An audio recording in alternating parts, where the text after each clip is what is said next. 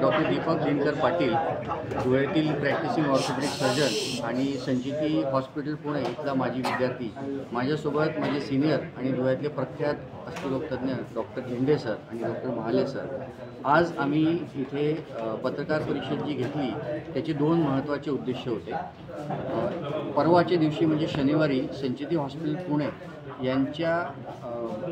मदतीने एक paediatric orthopaedic स्पेशालिटीची म्हणजे बाल अस्थिरोग शिबिर या अँगलने आपण एक CME ऑर्गनाईज केलेली आहे, जिथे शहरातील सगळे डॉक्टर्स, पीडियाट्रिशियन्स, ऑर्थोपेडिक सर्जन्स आणि इतर फॅकल्टीचे डॉक्टर्स यांना डॉक्टर संदीप पटवर्धन पुणे आणि डॉक्टर विवेक सोदाई पुणे हे दोन बाल अस्थिरोग तज्ज्ञ बाल अस्थि समस्यांविषयी मार्गदर्शन करणार आहेत, जेणेकरून आता जे काही कॉम्प्लेक्स आजार निर्माण झालेले आहेत लहान मुलांमध्ये वेगवेगळ्या अस्थि समस्या याच्याविषयीची जी अद्ययावत ट्रीटमेंट आज इव्होल्युशन होऊन आलेली आहे त्याची माहिती छोट्या शहरांमध्ये धुळ्यासारख्या शहरात प्रॅक्टिस करणारे जे डॉक्टर्स आहेत त्यांना ती मिळावी आणि ती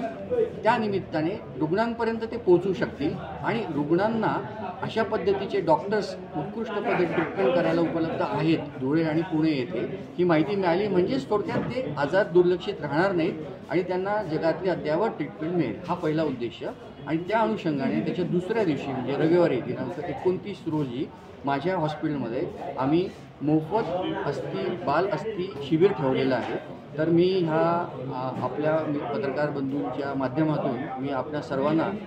धुळे शहरातील सगळ्या लोकांना आवाहन करतो की त्यांनी ह्या सुवर्ण संधीचा फायदा घ्यावा. तिथे भारतातले नामांकित बाल अस्थिरोगतज्ञ डॉक्टर संदीप पटवर्धन आणि त्यांचे सहकारी डॉक्टर विवेक सोदाई दोघंही रुग्णांची तपासणी करणार आणि